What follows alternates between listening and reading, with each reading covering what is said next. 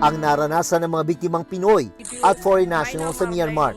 Naranasan din ng ilang POGO workers sa mga scam hub sa Pilipinas.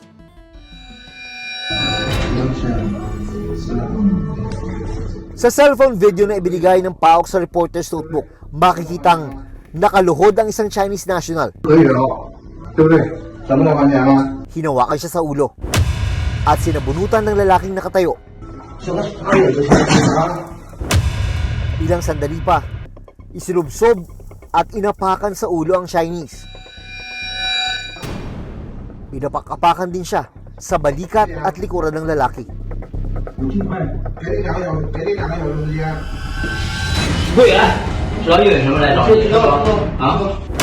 Sa isa pang video, isang lalaking Chinese na may pasa sa muka ang makikitang nakaupo. Maya-maya pa, sinabulutan siya ng isa pang lalaki na hindi nahagip sa video.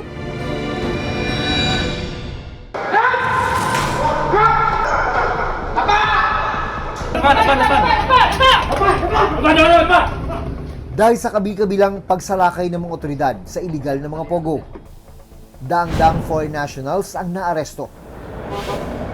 Sa gusaling ito, dating may nag-ooperate na legal na POGO. Pero taong 2023, nagsimula ng makatanggap ng mga report ang Presidential Anti-Organized Crime Commission na may mga nangyayaring krimen dito sa loob ng gusali, gaya ng human trafficking, prostitution, at meron din daw scamming activities. Kaya noong October ng taong ding yun, naglunsad ng operasyon ang mga law enforcement agencies ng pamahalaan. Noong nakarang taon, kinonvert ang kalahating hektarya ng compound na ito bilang holding facility kung saan dito dinadala ang mga nare-rescueng biktima at mga naarestong suspect na mga POGO workers na pawang mga foreign nationals. Ito ang itsura ng holding facility dito sa Pasay kung saan nakadetain ang mahigit 250 na mga arestadong POGO workers. Iba't ibang lahi ang mga nandito. May kanya-kanya naman silang kutsyon. Malamig naman dahil may aircon.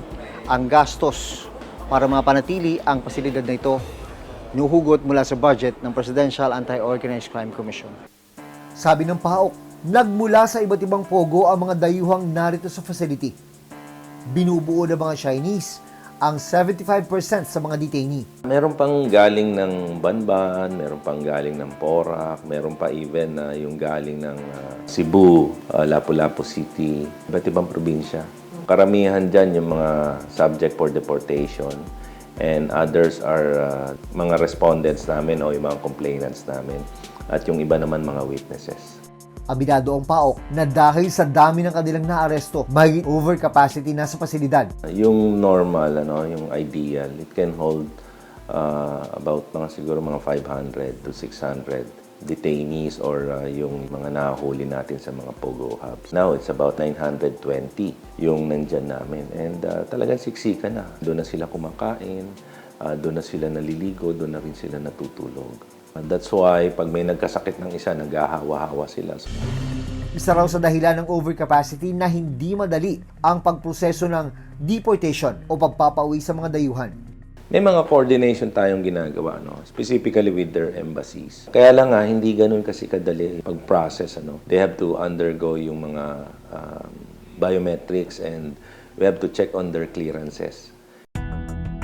Sabi ng Bureau of Immigration na siyang nangangasiwa sa deportation, kawalan ng travel document ang isang dahilan kung bakit hindi agad napapauwi ang mga nahuling dayuhan. Usual modus ng kanilang employers, kinukuha ang kanilang pasaporte para hindi sila basta makakaalis. So, hindi sila makakapag-travel ng walang travel document. Isa pa pong pain point sa atin is yung kanilang ticket, yung outbound ticket, which is supposedly shouldered by the individual, yung foreign national mismo. February 2020, naging laban ng balita ang Pastilla Scam, kung saan sangkot daw ang ilang tauhan ng Bureau of Immigration. Kahapon, naglagay na siya. Sabi ko, wag kasi mapahamak rin kami. Mas maganda rin i-refer nyo naman sa amin dito, kami na maglalagay. Ang modus, ibabalot ng mga dayuhan na karamihan ay mga Chinese, ang bribe money o suhol para makapasok sila sa bansa nang hindi sila kailangan dumaan sa screening ng immigration. Inimbestigahan ito ng Senado. Paki-follow sa mga control please. Yes, boss. Tatlo kami doon sa counter. Doon nakita natin na basta magbigay ka, tapos ayun, magkakaroon ka ng luwag doon sa mga ina-applyan mo, whether visa yan o kung ano man yung problema mo. Ano. So, noong mga panahon na yon, talagang parang ang pakiramdam nila lahat na babayaran. Kinuna namin ng pahayag ang Bureau of Immigration para pasagutin kung ano nga ba ang nangyari sa kaso.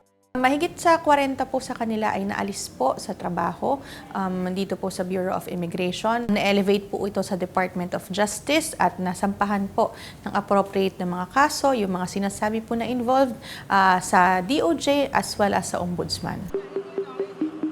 Pagtitiyak ng Bureau of Immigration, hindi na mauulit ang ganitong modus sa kanilang ahensya. Malaki po yung naging changes sa Bureau of Immigration mula noon hanggang ngayon dahil marami na tayong additional technological safeguards na nakalagay po dito sa ating front lines, dito po sa ating mga paliparan in particular. Follow me. Para sa isang political analyst, may epekto sa imahe ng bansa ang ganitong insidente ng katiwalian. Mga kaso ng pang-aabuso at ang hindi pa natutuldok ang operasyon ng offshore gambling. Many of this actually creates a not so good effect, no? Hindi lang sa komunidad, kundi doon sa ating lipunan as a whole. And even our international reputation, na parang nagiging safe haven tayo, no? Parang kinakandong natin itong mga kriminal na to just because many of our officials are being bribed.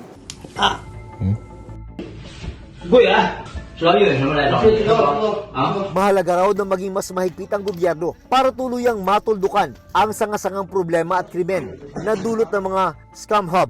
We need to understand that these illegal operators are one step ahead palagi, no, sa ating gobyerno, no. Being a part of this, big multi-billion industry, they have all the necessary tools. May intelligence siya mga yan.